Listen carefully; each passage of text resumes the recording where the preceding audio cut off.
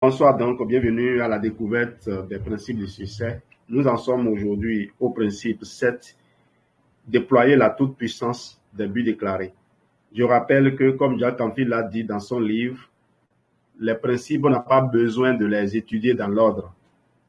Cependant, les premiers principes se tiennent à telle enseigne que je trouve important de faire le 1 avant de passer au 2, ainsi de suite. Maintenant, quand vous avez déjà étudié les principes, et les premiers là, surtout jusqu'à avoir votre énoncé de mission de vie, et de rédiger votre vision, élaborer quelques affirmations, vous pouvez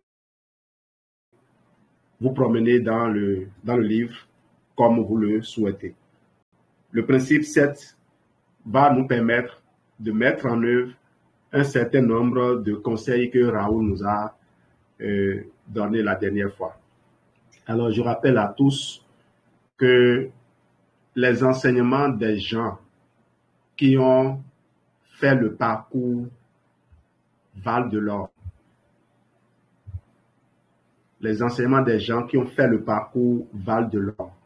Il faut faire très attention aux moindres mots utilisés par ces gens dans leurs propos. Donc, ce n'est pas étonnant que les propos de Raoul aient si tant touché les gens. Et ça doit nous apprendre. On devrait réécouter, si des gens ont des enregistrements, pour essayer de reproduire. Il ne s'agit pas de, je ne sais pas comment je vais dire la chose. Il ne s'agit pas de se mettre à se comparer à quelqu'un. Dieu avait envoyé Jésus à un moment où il y avait quand même de grands prêtres. Il y avait des gens qui avaient fait de très grandes choses. Donc, on ne sait pas par qui Dieu va passer aujourd'hui encore pour nous atteindre. Je remercie au passage Grand Sœur Souki qui a envoyé un message tout à l'heure que j'ai lu, que j'ai aimé, que chacun essaie de voir qu'est-ce qu'il peut prendre dans ce qui est partagé. Et qu'on se rappelle à tout jamais que le but est plus important que le rôle. Et que si vous accompagnez un élu de Dieu, un prophète, dans sa mission, vous avez les mêmes récompenses que le prophète. Soyons donc patients, on sera célébré d'une façon ou d'une autre quand le moment sera venu. Prêt à déployer la toute-puissance des buts déclarés. Si vous voulez être heureux, fixez-vous un objectif qui monopolise votre attention, vous insuffle de l'énergie et vous inspire de l'espoir. Comme c'est une citation, je vais la reprendre telle que formulée par Andrew Carnegie. Si vous voulez être heureux, fixez-vous un objectif qui monopolisera votre attention, vous insufflera de l'énergie et vous inspirera de l'espoir. Andrew Carnegie, l'homme le plus riche de l'Amérique au début du XXe siècle.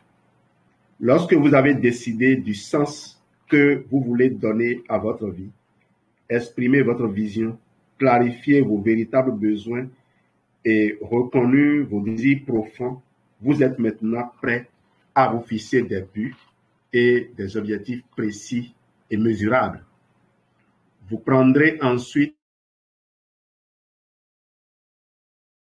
l'engagement de les atteindre avec la certitude que vous y parviendrez. Les experts qui ont étudié les facteurs du succès ont bien compris que le cerveau est un organe conçu pour atteindre des buts. Quel que soit l'objectif que vous confiez à votre esprit, il travaillera jour et nuit pour qu'il se réalise. Combien? Quand? Pour vous assurer qu'un but libérera toute la puissance de vos facultés conscientes et inconscientes, il doit respecter 2 critères. Votre objectif doit être formulé de telle sorte que n'importe qui puisse le mesurer à un moment précis. Je vais perdre 5 kilos n'est pas aussi fort que je pèserai 60 kilos le 30 novembre 2022 à 17h. En effet, Le deuxième objectif est plus clair parce qu'un témoin peut, à la date et à l'heure convenue, venir lire l'aiguille de votre personne. Celle-ci indiquera le poids annoncé ou non. Notez que les deux critères de précision sont combien, une quantité qui peut être mesurée, par exemple, des pages, des kilos, des dollars, des euros, des mètres carrés, des points, etc. Et deuxième outil de précision, quand, un moment déterminé, une date, une heure, etc. Soyez aussi précis que possible lorsque vous décrivez les différents aspects de vos buts. Spécifiez la marque, la couleur, l'année et les caractéristiques, les dimensions, le poids, la forme et tous les autres détails auxquels vous pouvez penser.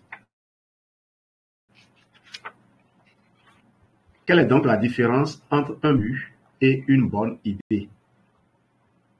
Lorsqu'il n'y a pas de critères de mesure, votre but n'est rien d'autre qu'un souhait, une préférence, une bonne idée. Pour occuper l'attention de votre esprit inconscient, un but ou un objectif doit être mesurable. Voici quelques exemples. Une bonne idée. J'aimerais posséder une belle maison au bord de la mer. Un but ou un objectif. Je serai propriétaire d'une maison d'une superficie de 700 mètres carrés sur la route des pêches à Tobin, le 30 avril 2030 à midi. Pour les Camerounais, on dit Douala ou bien les habitants de Douala.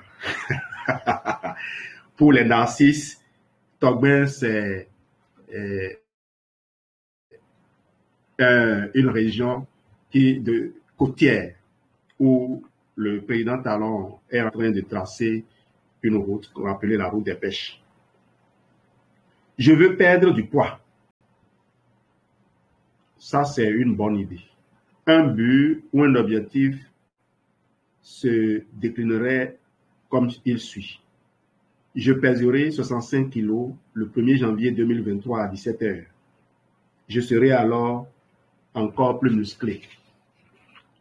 Une bonne idée, je dois mieux traiter mes collaborateurs, c'est-à-dire mes employés.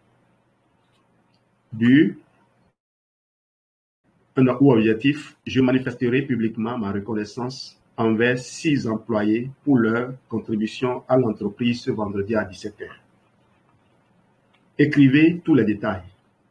Pensez à une requête que vous adresseriez à Dieu ou à un esprit universel capable de vous exaucer. N'omettez rien. Si vous pensez à la maison que vous aimeriez posséder, décrivez-la en détail en utilisant des adjectifs vivants et colorés. L'emplacement, le paysage, l'ameublement, les décorations, la Smart TV, le thermostat et la climatisation et le plan de chaque étage. Si une photographie existe, obtenez-en une reproduction. Si cette propriété est le produit de votre imagination, fermez les yeux et visualisez-la dans les moindres détails. Enfin, décidez de la date à laquelle vous voudrez l'occuper. En mettant tout sur papier, vous fournissez à votre matériau avec lequel il peut travailler. Il se mettra immédiatement à l'affût des bonnes occasions à saisir au vol. Vous avez besoin d'objectifs qui vous feront évoluer. Lorsque vous formulez vos buts, assurez-vous d'en choisir quelques-uns de très ambitieux qui vous inciteront à vous surpasser. Vous y gagnerez en choisissant des objectifs que vous ne pourrez atteindre que si vous évoluez comme personne. C'est une bonne chose d'avoir des projets qui vous donnent le trac. Pourquoi? Parce que le but ultime de la démarche, en plus de vous aider à réaliser vos ambitions matérielles, est de passer maître au jeu de la vie. Et pour y arriver, il vous faudra acquérir de nouvelles compétences, élargir vos horizons, développer de nouvelles relations, apprendre à surmonter vos peurs et vos préjugés, en plus d'abattre tous les autres obstacles qui se dresseront sur votre route. Concevez un but qui représente pour vous une progression.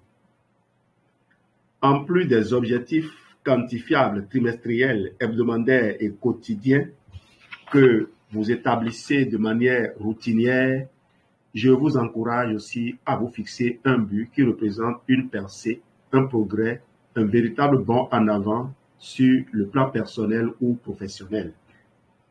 La plupart de nos projets ne visent qu'à introduire de modestes changements dans nos vies. La réussite d'une seule de ces entreprises de grande envergure révolutionnera votre vie. N'est-ce pas là justement le genre d'ambition qu'il vaut la peine de poursuivre avec passion? Précisément le type de projet auquel on se consacre des âmes jusqu'à ce qu'il soit réalisé. Si vous êtes une mère de famille au foyer, dont le mode de vie et la situation financière s'amélioreraient considérablement grâce à ces $1000 par mois additionnels que vous pourriez gagner en adhérant à une entreprise de marketing de réseau, ne feriez-vous pas tout en votre pouvoir pour l'obtenir? Je rappelle que là, c'est des écrits de Jack Canfield. Je n'ai pas ajouté un mot. C'est ce que j'entends par un but qui représente une percée, un bond en avant. Il s'agit d'un objectif qui change votre vie, provoque l'apparition d'occasions inespérées et met enfin sur votre route les bonnes personnes. Il élève le niveau de votre activité, transforme vos rapports avec les gens et vous incite à vous engager activement dans votre milieu. Alors, je vous rappelle que Jack Canfield connaît bien le milieu du marketing de réseau parce qu'il cite souvent dans son intervention dans les enseignements du secret, je ne sais pas si vous avez suivi cette vidéo-là, il cite l'exemple de Irina Mezereski que vous reconnaissez comme étant l'une des tops de Forever Canada, Amérique du Nord. Et d'ailleurs, dans les photos, lui et Boris, leurs photos se trouvent dans la PPE que j'ai présentée la dernière fois, la PPE de l'Amérique du Nord. Là, vous allez voir l'image de deux personnes bien jolies devant une voiture. Là, on parle de Forever to Drive. Il s'agit bien de Boris et Irina Mezereski. Irina a suivi la conférence de Jack Canfield, a mis en œuvre ses enseignements et c'est ça qui les a conduits à devenir top leader à l'époque. Relisez vos buts 3 fois par jour. J'écris les miens sur de petits cartons que je place sur ma table de chevet. Je les plie un à la fois le matin. Je les relis. Je reprends. Relisez vos buts 3 fois par jour. J'écris les miens sur de petits cartons que je place sur ma table de chevet. Je les relis un à la fois le matin et le soir avant le coucher. Je les apporte aussi lors de mes déplacements. Placez vos buts dans votre agenda et sur votre calendrier en fonction de la date prévue de réalisation. Vous pouvez aussi créer un écran de veille à l'ordinateur qui les énumère périodiquement. L'important est de faire en sorte que vous les ayez sous les yeux le plus souvent possible. Pensez également au profil Telegram. Alors, pour les images, pour que je n'oublie pas, il y a Pinterest qui vous permet de faire une collection d'images de rêve, de vos objets de rêve. Vous rêvez de maison, allez sur Pinterest, tapez maison, vous aurez plusieurs maisons, parfois même des plans, et vous allez les ranger dans vos dossiers. Créez votre cahier d'objectifs. Une autre méthode efficace pour accélérer la réalisation de vos désirs est de vous fabriquer un cahier d'objectifs. Procurez-vous reliure à anneaux, un album ou un cahier ordinaire, consacrez une page entière à chacun de vos buts. Écrivez l'objectif tout en haut de la page et illustrez-le ensuite à l'aide d'images, de mots, de phrases découpées dans des magazines, des catalogues et des brochures. Il s'agit de représentations visuelles de vos buts menés à bien. Au fur et à mesure que de nouveaux objectifs et de nouveaux désirs naissent en vous, consacrez-leur une nouvelle page dans votre cahier d'objectifs. D'aucuns l'appellent cahier de rêve. Gardez toujours vos buts les plus importants dans votre portefeuille. Lorsque j'ai commencé à travailler pour William Clement Stone, il m'a conseillé d'écrire mes objectifs prioritaires au verso de ma carte de visite professionnelle afin de toujours les avoir avec moi. De cette façon, dès que j'ouvrais mon portefeuille, mes buts les plus importants me revenaient à l'esprit. Un seul but n'est pas suffisant. Si vous vous ennuyez, si vous ne bondissez pas hors de votre lit le matin, animé du désir brûlant d'accomplir quelque chose, c'est que vous n'avez pas suffisamment de buts. Lou Holtz, le seul instructeur de la NCAA qui ait mené 6 équipes collégiales de football différentes aux séries éliminatoires de fin de saison. Il a aussi remporté un championnat national en plus d'avoir été choisi instructeur de l'année. Lou Holtz, le remarquable coach de football de l'Université Notre-Dame, est aussi passé à la légende dans l'art de créer des buts. Sa conviction dans la toute-puissance des objectifs est le résultat d'une leçon apprise alors qu'il n'avait que 28 ans. Il venait d'être embauché à titre d'entraîneur adjoint de l'Université de la Caroline du Sud. Sa femme Beth était enceinte de 8 mois de leur 3e enfant et Lou avait dépensé son dernier dollar en versant l'acompte de leur maison. Un mois plus tard, l'entraîneur en chef qui avait embauché Lou démissionna et son second se retrouva lui aussi sans emploi. Afin de l'aider à retrouver le moral, sa femme lui offrit La magie de voir grand de David Schwartz. Ce livre disait en substance qu'il fallait mettre par écrit tous les buts que l'on voulait atteindre dans la vie. Lou s'attabla dans la cuisine et laissa libre cours à son imagination. Lorsqu'il s'arracha à sa rêverie, il avait jeté sur papier 107 exploits qu'il voulait réaliser avant de mourir. Ces buts touchaient différentes facettes de sa vie. Sa liste comprenait une invitation à dîner à la Maison Blanche. Ajoutez ça à votre but si vous n'avez pas encore ça. Une entrevue télévisée avec Johnny Carson.